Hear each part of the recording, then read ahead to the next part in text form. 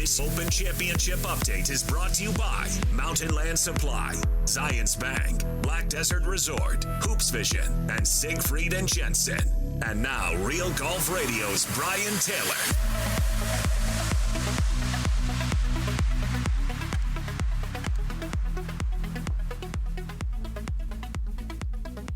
All right, everybody, welcome on back. It is JJ and Alex, 97.5 EKSL Sports Zone. Happy Tuesday to you, which means, of course, we are just a day away from a Win Ticket Wednesday on the station. All day long tomorrow on the EKSL Sports Zone, you can win tickets to the Offspring and the Supercharged Worldwide Tour in 25. September 6th at Utah First Credit Union Amphitheater. The Offspring with special guests Jimmy Eat World and Newfound Glory. You can get tickets right now, livenation.com, or just listen to the EKSL Sports Zone all day long tomorrow, and you can win tickets. Joining us now on the program, he's ineligible to win tickets on a Win Ticket Wednesday, but we still love him anyway. Brian Taylor, BT, Real Golf Radio, and of course, brings us, he and Bob Casper do a phenomenal job bringing us the insights and really what goes on with these majors that are going on across golf. This week is the Open Championship. BT, thanks for joining us, man. I'm just bummed out I can't win. What's up with that? Ineligible. Probably because you won last week. You know what I mean? Like you got to give 90 days. You can't do it. Stop calling in every week, Brian. Jeez. You know what? You know some people.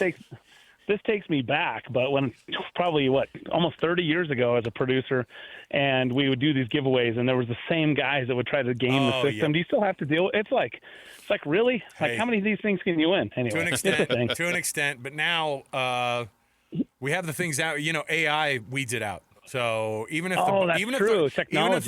the Russian bots are winning the tickets, we counteract it with our own bots. So it's all very 2025. It's just a bot war out there for some free ticket Wednesday. I love it. You seriously are going to go through all that to get Offspring tickets, huh? Okay, all right, that's up to you.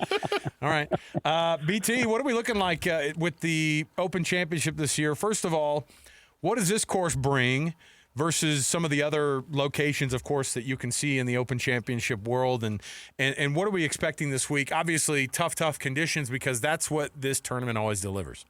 Yeah, it's kind of what you love about the Open Championship is the fact that this links land is just, it was there, right? And it was just kind of made, and they don't disrupt it too much, and they just kind of let it play. And so it really comes down to what the weather dictates. I was looking at the last, 10 Opens recently, and you look at Royal Troon when Henrik Stenson and Phil Mickelson battled it out. One of the epic ones, and Phil opened with a 63, and Stenson finished with a 63, and, I think they were 20 under. And then you look at last year's Xander Schauffele in horrific conditions, won at 9 under par, same golf course. Right. So I think it's those things where, it really does come down. Mother Nature plays a role in what happens there, and that's okay, right? Like at other places, the USGA, for instance, would do whatever they could to set the golf course up to make it very difficult. Here, this is links land. It's probably going to rain a little bit. It's probably going to blow a little bit, and you just got to play through it and see what happens. And so it's a bit of there's a little element of luck that comes into the Open, maybe more so than the other majors, but there's also a little bit of extra grit required for, making it through the conditions and being able to kind of survive the bad breaks that you might get. You mentioned Xander Schauffele, last year's champion. What a year he had in 2024, and a year later, no one's talking about him because of everything else that's going on, and it really hasn't been his year. What's up with Xander? No one's talking about him winning this year, and just hasn't had the year that I think maybe everybody expected him to have, and here he is, the defending champion. I think the thing you keyed in on there is expectations. It doesn't happen so often in the game. Like last year, nobody had any major championship expectations for Xander, and he wins 2. Yeah. And then this year, he's coming off of 2 wins, and you're thinking, man, this guy, we expect him to win a bunch, and he hasn't won any, and it's like, what's wrong with Xander? I don't know if you heard did you hear the clip that's been going around from Scotty Scheffler's press conference where he talked about expectations and how you can't satisfy sort of expectation? Like, even though you get to the top, it's like, look, if I win this week, it'll be like, congratulations, you won 2 majors this year. And then I'll get to next week and it'll be, hey, you've won 2 majors. What's it going to take to win this week, kind of thing. So he goes, this sport is you do everything and you pour your whole life into it to come to win, and then you just have to move on. Like it's short-lived. There's a short attention span by everybody. And so he said it's really, if you didn't listen to it, you should. It's a really cool perspective by the world's number one that's reached the pinnacle of the game. And so I think Xander, I don't worry about Xander. I expect him to play well this week. I expect him to play well the rest of the year and into the Ryder Cup. And, I think he just, again, maybe expectations. Hey, this guy won twice. What's wrong with Xander? Nothing. It's golf. Yeah. BT, one of the things that we've been watching with this one, too, is everybody wants to know what the next version of Rory is. And he got the new haircut, maybe the new look for new him. And everybody was going, oh, now that you won this, now you have nothing to lose. And I know that we talked about, or now you have kind of nothing you're playing for. Is it a little bit of the vibe, or at least that's how he's come out at some of these other tournaments. What's Rory done? Obviously, finishing second last week in the Scottish Open was a good. That's a good start for him. But also, this is a guy who's like, hey, I want to tell everybody, like, I'm not done. My story's not over. Yeah, no, you're exactly right. Again, going back to expectations, I think Rory had massive expectations. Most of us, in fact, expected that as soon as he got that monkey off his back and got that first major in 10 years and was able to complete the Kerr Grand Slam and all that it would be a weight off of him that would free him up to go out and just make a huge run. And it hasn't been that. In fact, I think it goes back to Scheffler's comments. Like, he finally accomplished something, and now he's trying to recover from his accomplishments in some way, right? Which is not something – I don't know that any of us really thought that was a potential scenario, and that's been what it's been. But you look at coming into Portrush, 2019, Rory was the favorite, and he had a lost ball on the first tee, made triple, and never really recovered. He gave it a good second-round effort, but not enough, and he missed the cut. So when you talk about what do I need to do to get up for one of these things, who's going to be really fired up for this? Like, Rory should be, like, firing on all cylinders. Like, he should be motivated as much as he was to win the Masters. This is a big deal. You think the next time, I think it's 10 years from now that it's going to be played at Portrush again. So this is kind of his chance to get one in his home country. And considering it's only now been played twice since 1951 in Northern Ireland, that's a pretty rare opportunity. I remember the same pressure being on Mike Weir. Every year he'd go to the Canadian Open. And one year he was battling Vijay Singh, and Mike was the better player, and he had the lead, and it just came down to it, and the pressure was too great. The fans were – in fact, I think one of the fans reached out and grabbed him and kind of torqued his shoulder a little bit in the middle of the round and stuff. But the expectations of that is so hard, and we finally get a Canadian to win. Taylor wins, 2 years ago, Nick Taylor. And so it's just one of those things where expectations and pressure rise because of what it means, and this is going to mean a lot for Rory. And I think that second place was great, probably better than coming off a win, actually. I mean, it's probably tougher to win back-to-back than go runner-up win, right? You mentioned Portrush and Shane Lowry going home as well, the 2019 Open champion. You think that being the hometown guy, and I don't know if you want to call it a home course advantage or whatever, might be a positive for a golfer, but that's got to be an insane amount of pressure for a guy to be playing in home like that with everybody watching and everybody pulling for him. It's hard enough to golf. What's that like? Yeah, I mean, again, same thing as Rory, right? The difference is that Shane was able to get it done. Yeah. And that was a huge win in 2019 for him. Very, very popular win. And, what was interesting is the next year COVID broke out, and so there wasn't an Open played, and so he got declared judge for 2 years. So he did. That was maybe a positive side of what all went on there, but yeah. So like Shane's a great player. Now here's an interesting study.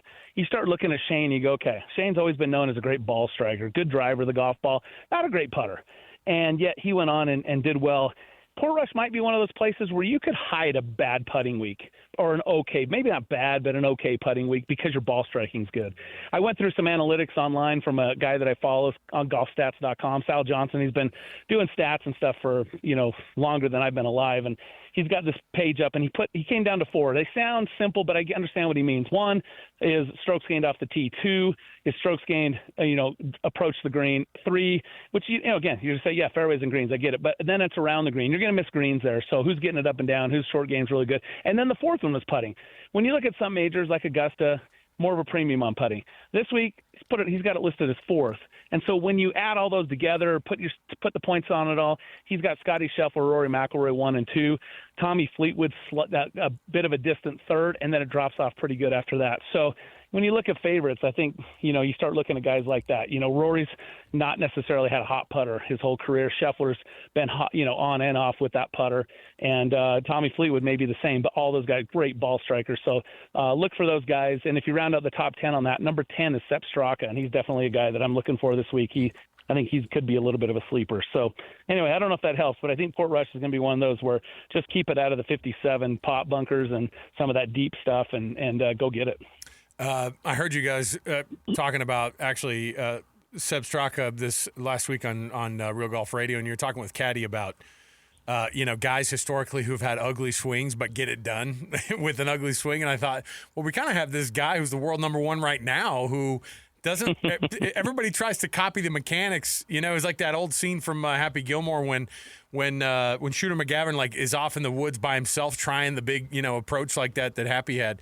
And I remember thinking, yeah, who cares? It's what you try to teach your kids. It's like there's a million ways to par. Or there's a million ways under par. You just got to find some creative ways to get there. Is there a perfect swing in golf right now that people look at and they go, that's the guy right now who looks like he swings like a champ, even if they're not necessarily winning? It's a really good question. I mean, I think as we talked about on the show, Adam Scott's been that poster child for quote unquote the perfect swing, but he hasn't won as much as some of the guys like Jordan Spieth, a great example. That big chicken wing. Do you remember when he's got that left chicken wing coming out on the follow through? That doesn't look like it's sustainable. Scotty Scheffler's got that little cricket slide move that kind of Greg Norman used to play. Johnny Miller had that just a little bit. So there's. I do. I love that. When you look back at the greats of the game, Arnold Palmer was steering it with his on his follow through, right? He just had the club going all over the place, and Jack Nicklaus had that little, he'd tip his head, before he took it back, and just there was lots of little things. Lee Trevino, these guys, it was like a fingerprint. You could just look out there and be like, I know who that is. And today it's a little bit more cookie cutter, but it's a good question as far as who. I mean. Ball striking wise, Scheffler is the one that stands out. Rory, when I'm thinking, man, when those guys are on, Rory to me has been the most fun to watch swing a golf club. Especially driving the golf ball. That guy is just so good to watch. If I had to just pattern my drive after one guy, I'd just be sit there and watch Rory. Nelly Korda is another one in the ladies' game. I'll put her swing on slow motion, and she's got such a good move and so simple. I think sometimes we watch those guys and you're like, I don't know if my body could do that. I don't have. No, I see DeChambeau, and you're like, that looks like it hurts. You know what I mean? Yes. When he swings, you're like, oh my gosh. But again, people don't. There's few people who strike it as well when he's on. Obviously, the distance is a thing, but he does it at every club level too. So it's but it looks clunky and it looks like it hurts. Yeah, I don't think I could. Look how he stands out. He is so upright. My shoulders, I don't even know if I could turn with my shoulders being hunched up like that, right? Obviously he's in his 20s and I'm in my 50s, so there's something to be said there. BT, he's in his 50s, and he's also ineligible to win Offspring tickets, so maybe I know. If you're in your 50s at the Offspring concert, you actually probably fit right in these days. That's where we've gotten. That was prime time. Absolutely. All right.